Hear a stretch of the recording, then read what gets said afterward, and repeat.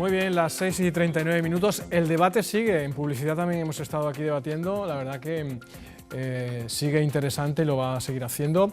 Seguimos con Natalia Jara, Rocío Fernández, que están a favor de que la Iglesia incida en nuestras vidas, por decirlo de alguna forma, y estamos con José Antonio Ales y Alejandro Martínez, que están en contra, y sobre todo en contra de que la religión debería desaparecer de la educación, ¿no? Sobre todo de la educación básica. ¿Quién toma la palabra? Expongo yo el siguiente. Sí. La simbología, parece que se ha retirado de las clases de educación. ¿Estáis a favor de ello? Que se retiren crucifijos. Antes era una imagen muy habitual en las clases, ¿no? Entrabas y justamente en la mesa del profesor arriba veíamos a Jesucristo, incluso alguna que otra imagen más, ¿no? Bueno, yo en ese aspecto, si quieres, te puedo decir, yo estudié en un colegio concertado y bueno, yo tenía en los colegios concertados sí se ven las cruces, además que es un colegio jesuita y se sabe, ¿no? Ahí qué le vamos a hacer, ¿no? Ahí ya se sabe, cuando entra. Pero yo sí es verdad que en un colegio público yo lo eliminaría, bueno, se ha eliminado, pero es que yo lo creo que está bien eliminado, porque yo pienso que una persona puede por sí misma llevar su propia simbología, como puede ser una cruz, una medalla, un crucifijo, o puede ser cualquier otra simbología religiosa de cualquier otro tipo de religión, pero enmarcar dentro del aula un símbolo religioso de cualquier tipo de religión, ya digo judía, la estrella de David, o digo una cruz católica, para mí eso ya significa enmarcar a que todos los niños tengan que ser partícipes de esa religión cuando puede darse perfectamente el caso que no. Además que siendo un edificio público y siendo un estado confesional no debería tener ninguna simbología religiosa. Yo estoy de acuerdo contigo en que a lo mejor no son los profesores los que tienen que colgar el crucifijo, pero si son los alumnos los que reclaman tener un espacio en el que se puedan sentir identificados con su religión, ¿por qué no hacerlo? Porque el aula es un espacio donde ellos se tienen que sentir cómodos, en el que se tienen que sentir reflejados con lo que creen, y tanto si es un crucifijo, religión católica, como si es otra religión y quieren colgar otros símbolos, igual que ahora que viene la Semana Santa y te traen dibujitos de paso de Semana Santa y ellos lo quieren colgar porque son sus dibujos, porque son su obra y ellos lo consideran como obras de arte y las quieren colgar en los talones de la clase, pues yo no entiendo por qué le vamos a privar a los alumnos, que es su espacio, es el espacio donde tienen que pasar la mayor parte del día. ¿Por qué le vamos a privar de tener algo ahí que ellos se sienten identificados? Pero una cosa es la obra del niño, cuando dibuja, por ejemplo, que puede dibujar lo que sea, porque también tiene libertad fundamental para eso, para expresarse como quiera. Eso perfectamente se podría colgar. Lo que aquí se está discutiendo es que hay que defender la asepsia del Estado porque representa, insisto, a todos los alumnos. Imagínate que dentro de una clase de 30 alumnos haya uno que no comparte la religión de los otros 29. Serían mayoría, ¿no? Por tanto, podrían colgar su símbolo religioso. Pues ese alumno vería como el Estado que se proyecta en la educación, si estamos en un colegio público, se decanta por una religión que no es la suya. Y eso, evidentemente, no se puede permitir. Parece que los cristianos en este momento, porque estoy hablando contigo que eres cristiana, necesitáis una reafirmación continua de vuestros valores y vuestra posición religiosa. Si no veis un crucifijo puesto que retroalimente tu postura, parece que estás siendo menos creyente. Y eso es algo muy hipócrita también, porque se ve mucho en las festividades religiosas, ¿no? Que parece que hay que ser el más creyente del mundo, en este caso la Semana Santa, por salir en tu cofradía, que será más bonita. Parece que la simbología también es un modo de retroalimentar y, digamos, sentirte más identificado con una religión, porque tú mismo en tu ámbito privado, que recuerdo, la libertad de conciencia es de ámbito privado, está aquí, es espiritual, no se puede, es inmaterial, se transmuta un poco, ¿no? Parece que hay que hacerlo más visual para que la gente se sienta identificada. Y eso yo lo veo quizás con un tinte de hipocresía. Es decir, ¿tú piensas que Natalia y Rocío, con un crucifijo ahí a sus espaldas, se sentirían más cómodos, más seguros? Básicamente me lo han dicho, que el niño se siente más cómodo porque tiene su simbología. No, que se puede sentir representado, que se puede sentir cómodo en el sentido de que él ha colgado ese crucifijo ahí, lo ha colgado él, no se lo han puesto. Entonces es una decisión que han tomado entre toda la clase y se siente cómodo porque es algo que han hecho entre todos y que a ellos les representa, no porque ese crucifijo ahí le vaya a decir... Yo estoy seguro que un niño se siente más identificado si pone el escudo del Madrid, los que sean del Madrid, se siente más identificado con el escudo del Madrid con un escudo de una religión. De todas formas, también vemos la fotografía de los reyes de España. ¿Sí? Hay gente que es... y se sigue echando en los colegios. Hay que decir que... No sé si sigue la foto. Echando porque nosotros estamos en un colegio. Pero es que la ley y la Constitución lo dice, porque la institución monárquica es una institución que positiviza nuestra Constitución y que evidentemente el rey, no porque sea el rey, sino porque esa persona, que en este caso por nuestro sistema es el rey, por la, digamos, la línea dinástica, es el jefe del Estado. Que es el jefe del Estado. Si estuviésemos en una república, se pondría el cuadro del presidente de la república de turno, en este caso. Pero es totalmente diferente, no se puede comparar. Son dos aspectos totalmente diferentes. Yo, en relación a lo que tú decías de que imaginemos una clase en la que hay 30 alumnos y uno de ellos, quitamos nuestra cruz de nuestra clase y punto. Pero eso, bueno, la simbología, vale, ¿eso qué va a impedir? Nosotros vamos a seguir sintiéndonos cristianos, vamos a seguir dando nuestra clase de religión y vamos a seguir llevando nuestra cruz en el corazón. Pues estamos de acuerdo entonces, no hay nada que discutir aquí. Entonces, Es decir, habría que, vamos a ir concretando, habría que quitar religión de los colegios públicos, en este caso. No. Yo creo que No, sí. vosotras no, No. lo seguís manteniendo. Claro, es Por que supuesto. E es incluso una parte la más de simbología la mantendríais, salvo que cualquier Yo creo alumno... que la simbología no debería ser impuesta, eso es, mientras Exacto, que a nadie le importe que ninguno de los alumnos se sienta mal porque eso está ahí, porque no se sienta representado, mientras que a nadie le moleste, pues, ¿por Es qué que no? ¿tú crees que un niño de 6 años va a decir yo no me siento representado por eso? Yo es que Pues- creo que le va a dar igual. Yo es que vamos, sinceramente. Pues entonces, ¿qué todos- discutimos? Si yo creo que a los niños no le importa apenas la religión, seamos sinceros. Seamos sinceros, a los niños no le importa No estoy de la acuerdo. religión Tampoco católica. A lo estoy de mejor a los acuerdo. padres sí le puede importar. Dependiendo quién gobierne, la Iglesia adquiere más poder, menos poder. ¿Qué pensáis de esto? Porque Hombre, por ideología está claro. Está claro que hay partidos más ideológicamente más católicos que otros. Hay partidos que le dan más católica que otros. Y hay partidos que son más laicos. Los partidos cuando llegan al poder es plasmar en las leyes su ideología. Entonces, al plasmar ningún tipo de ideología, pues se plasma y entonces pues tenemos este problema. La verdad es que es un problema, porque hay que recordar que la función de la ley es servir como instrumento para los destinatarios, para la mayoría de personas posible. Y la ley es un instrumento de resolución de conflictos, y dado que tiene que resolver conflictos, hay de integrar a toda la población, a la mayoría de ciudadanos, la inmensa mayoría. Y si tú coges una ley y la pasas por un filtro ideológico, ya evidentemente estás quitando de esa integración en esa ley, que recuerdo desde el punto de vista de la teoría jurídica de la ley ha de integrar a todas las personas, tras esa criba ideológica, lo que haces es que mucha gente no se sienta representada con esa ley, que evidentemente es válida, eficaz y por lo tanto rige igualmente por el principio de jerarquía normativa. Sin embargo, ocurre lo que está pasando ahora, que muchos partidos políticos olvidan que estamos en un estado confesional, si estamos hablando de la confesión, porque también pasa con muchísimas ideologías con la ley, pero estamos en este tema. Después de pasarlo por ese filtro ideológico, ocurre lo que ocurre, que mucha gente no se siente identificada con esa legislación en concreto. Y de nuevo hago una llamada a la asepsia del Estado y de las administraciones públicas porque, insisto, nos tienen que representar a todos. Y uno de esos instrumentos, el principal, es la ley. Y la ley también tiene que mantenerse en el plano religioso, reconoce la libertad religiosa, que cada uno la procese interiormente, incluso en la vía pública se reconoce esa libertad, puede expresarla públicamente. Pero las leyes han de sentirse siempre apartadas de, digamos, núcleos de conflicto, y si son ideológicos más aún.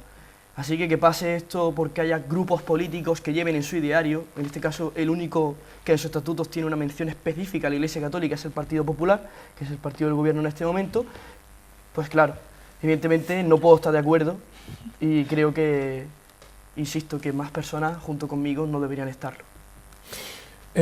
Por lo que han expuesto José Antonio y Alejandro, otro de los planteamientos que yo me hago, pienso, y que muchos de ustedes en casa se harán, y vosotras también, habría que quitar, pues no sé, le provoque cierta... En ese aspecto yo quería un poco completar lo que había dicho antes mi compañero, que había introducido, podemos decir, ¿cómo se dice? Devota. Devota, no devota, sino que llamémoslo familiarmente capellitas, ¿no? En ese sentido. Le gusta mucho lo que es la Semana Santa, pero luego en sí, en la realidad, están deseando que llegue la Semana Santa, pero por sacar un paso a la calle. ¿Qué pasa? Cuando Moisés bajó del monte Sinaí con las tablas de la ley y se encontró que los judíos, el pueblo de Dios en aquella época, estaba venerando becerros de oro, pues entró en cólera, montó en cólera y empezó pues, a romper todos los ídolos que habían montado. En aquel momento no se sabía cómo era la imagen de Dios. En aquel momento se decía que era el borrego de Dios, el tal, entonces pues, hacían cordero de oro y de ahí viene el becerro de oro. Entonces, cuando Lutero en el siglo XVI llegó, hizo su reforma protestante, prohibió que se sacaran imágenes en la calle, probó la formación de imágenes porque eso desvirtúa la imagen de Dios y la mundaniza. la mundaniza y la hace mundana, la hace de aquí, cuando debería ser del cielo y debería ser de Dios. Se debería hacer una imagen sagrada. Entonces, yo creo que estamos perdiendo mucho el respeto a este tipo de cosas, yo creo que estamos perdiendo el respeto a lo que viene siendo la idea de la religión y los valores cristianos, y yo creo que mucha gente que se considera fervorosa en este aspecto de la Semana Santa, capillitas, pierden un poco el sentido de la religión en muchos aspectos.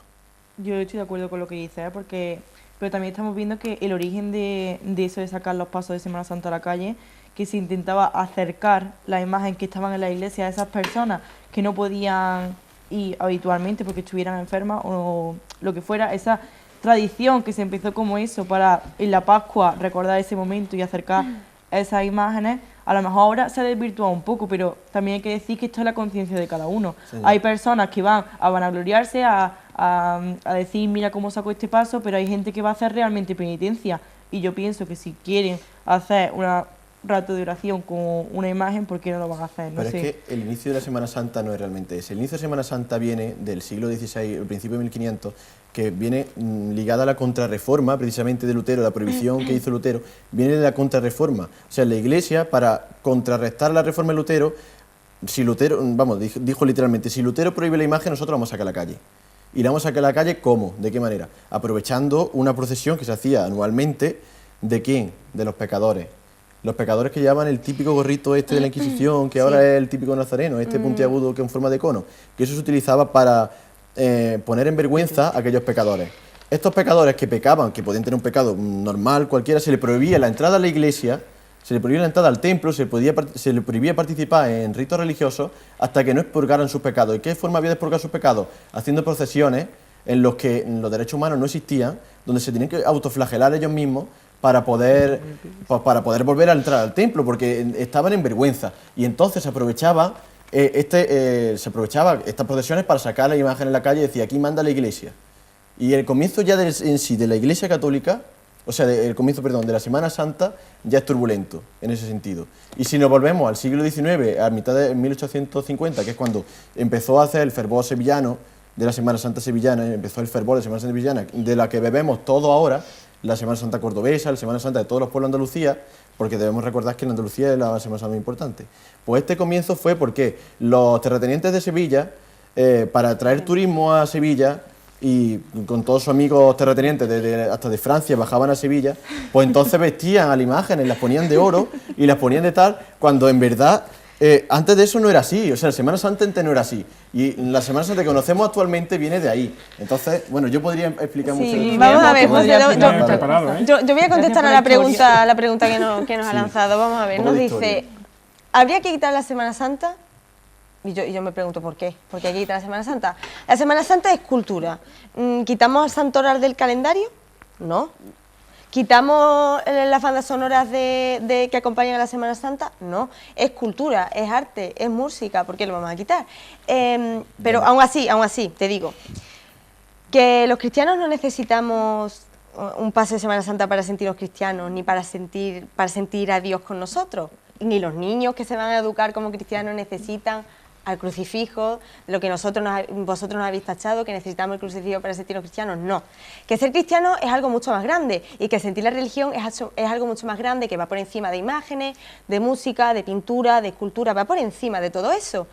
Y yo personalmente, os lo digo desde mi experiencia, no necesito ver al crucificado para sentir el dolor del Señor, ni necesito escuchar una banda de música para emocionarme cuando lo veo. Lo que decía mi compañero estaba retratando un poco en una proyección histórica de dónde viene, en este caso, la Semana Santa. No está defendiendo que la prueba, yo no lo defiendo precisamente porque vamos al mismo artículo que dice que somos un Estado confesional, en el 16.1 te dice que tenemos libertad religiosa y que por tanto el Estado tolera el Estado que por las calles, por las vías públicas, que son bienes de dominio público por cierto, pues tú expreses libremente tu religión en unos días señalados del año. También eso ahí viene entroncado con nuestra tradición católica, que no la negamos y evidentemente no vamos a prohibir nada. Solamente estaba haciendo un análisis histórico de que la Semana Santa no tiene un origen en los valores cristianos, sino que tiene otra serie de orígenes, unos fines quizás no entroncaba directamente con lo que son los principios y valores cristianos, porque evidentemente eran fines claramente políticos de que la Iglesia Católica habría de mantener en ese momento histórico su poder y había de enfrentar ese poder a la contrarreforma de Lutero precisamente para mantenerlo. Y en esa reminiscencia histórica ha quedado ahora, que mucha gente lo hace como expresión de su libertad religiosa. Totalmente de acuerdo, hay una ley de libertad religiosa y una constitución que te protege. Solamente hacía esa referencia, evidentemente no queremos prohibir nada. Sí, pero la exposición que has hecho tú, eso Es seguro histórica. que es histórica, Sí, sí. será veraz y real, pero eso no se traslada a las clases de religión. No, pero estamos hablando un poco de Semana Santa en ese aspecto y yo quería añadir otro dato más, que es lo que es la subvención de la propia institución pública, en este caso el ayuntamiento, hacia las cofradías y hermandades, ¿no? Que este año, en el año 2012, que son los últimos presupuestos que tenemos aquí del Ayuntamiento de Córdoba, lo tengo aquí, el PDF, se destinó 147.424 euros a la subvención de la Semana Santa por medio de ayuda a las cofradías, cuando las cofradías son algo privado que debería subvencionarse, o sea, debería gestionarse por sí mismo, ¿no? Sí, como los sindicatos. Que exactamente. Y luego tenemos, por ejemplo, que el propio ayuntamiento destinó solamente 9.000 euros, por ejemplo, al desarrollo del plan de apoyo a la zona de actuación educativa preferente a los centros que se incluyen en el plan, a las Palmeras, La Morena, Polígono Guadalquivir. Sí, ¿qué diferencia de presupuesto se destina a la Semana Santa, son entes privados que deberían gestionarse a sí mismos? Que es más, me pareció escandaloso cuando me enteré de la noticia que hace un par de años una hermandad se gastara 2 millones de euros en un palio. 2 millones de euros en un palio. Sí, O sea, o sea, y es que cada año se gastan. y cada año se gastan más y más. Y Y- luego y encima el trabajan para ayuntamiento Pero, tenga que pagar ¿de 147.000 euros. verdad quieres que te explique por qué el Pero- ayuntamiento le da dinero a la hermandad? Pero lo que se está haciendo Bueno, yo- incidencia es en la porque es que me distinción que hay, que parece se van... absurdo. No, pero es que se dan 140.000 euros el Ayuntamiento de Córdoba a cofradías que tienen fines privativos, culturales sí, pero privativos, y se dan en cambio 9.000 a un plan integral de educación. Pero estamos locos, en serio, vamos a pensarlo seriamente, Bueno, aquí- pero vamos a ver, es que la educación es un derecho fundamental, Y como hasta tú ahí- lo has dicho, artículo hasta ahí- 27. Y es un derecho fundamental y una protección, una tutela jurídica que hace el Estado, porque la educación es el futuro. Con la educación se construyen los ciudadanos del mañana. Serán los ciudadanos que levantarán este país, los ciudadanos que lo mantendrán y los ciudadanos que lo proyectarán hacia un nuevo horizonte. Sí, y pero- sin embargo se dan 140.000 Te lo voy a a la explicar. cofradía y 9.000 a un plan integral de educación. Si nos ponemos así es que no se hace nada, porque también, Claro. porque también se adjudica presupuesto para hacer campos de fútbol, Claro. para fomentar el fútbol, y el fútbol No, nada. para mí no es cultura, Nada. genera violencia. Y estoy totalmente de Y la acuerdo. Semana Santa se podría Por lo quitar, menos es cultura, pero el Semana fútbol no Santa. se podría quitar. ¿Estáis conmigo de Pero acuerdo? ¿qué clase de cultura da la Pero Semana vamos a ver. Santa si quitamos la cultura artística? Sí, yo Pues es que la ¿Cuál? cultura artística es fundamental. Solamente es cultura artística, pues llamarlo cultura artística. No lo llamo artística, cultura y no lo llames porque- cultura por religiosa porque No, es lo llamo religioso, cultura es porque artística. el arte es cultura. Y vamos a lo mismo, sacar ídolos Pero- para retroalimentar el qué cristianos somos en este momento, en el momento de la Semana Santa, y luego esos mismos voluntarios que se dicen tan cristianos, ni colaboran, ni ayudan, ni hacen nada que lleve a esos fines y a esos valores cristianos a su plenitud. ¿Es incierto? ¿Puedo contestar? Me contesta y vamos a otro tema rápidamente. A ver, es que eso que nos has contado de los presupuestos, ahí la religión no tiene nada que ver. El ayuntamiento de esos presupuestos de esas hermandades, porque la Semana Santa, no lo podemos negar, es fuente turística para Sí, Córdoba. porque hay un colectivo Es que- mayoritario Porque que... hay un lobby. O sea, que el En ayuntamiento Córdoba hay si un quiere- lobby, en Andalucía hay un lobby de poder a pequeña escala. Bueno, estamos en la recta final. No me gustaría despedir el debate sin tocar la mezquita catedral, o la mezquita de toda la vida. Una exposición rápida, si queréis. ¿Se la quiere Me llevar? Me da igual. ¿Te da igual? Sí. Bueno, Que se le todos lleve la iglesia, que se le sabemos lleve. que parece que la mezquita puede llegar a pertenecer a otra institución, se debe de quedar con la iglesia, no se Hombre, debe yo quedar pienso con... que después de todos los años que la Iglesia lleva gestionándola, ¿por qué no se le iba a quitar? ¿Qué O sea, consecuencias podría traer? ¿por qué ahora sale en este momento el hecho de vamos a quitársela a la Iglesia cuando durante 800 años ha sido catedral? Yo te lo voy a contestar porque resulta que la mezquita, mal llamada mezquita catedral porque es una amputación histórica de nuestra historia andaluza, es propiedad de la iglesia, eso es incierto. Eso es incierto. En el 1250, que es cuando se llegó aquí, lo que hizo la Iglesia fue colocar rápidamente, hizo una cruz de ceniza que lo llamó toma de posesión, que es la consagratio. Y si nos vamos al artículo 609 de nuestro Código Civil, no hay ningún modo de adquirir la propiedad que sea la consagración. Lo que hizo en 2006 fue inmatriculársela a su nombre. Pero esa inmatriculación es inconstitucional a todas luces, porque se basa en un articulito de la ley hipotecaria, que es el 206, que dice lo siguiente, que equipara, lo leo textualmente muy rápido.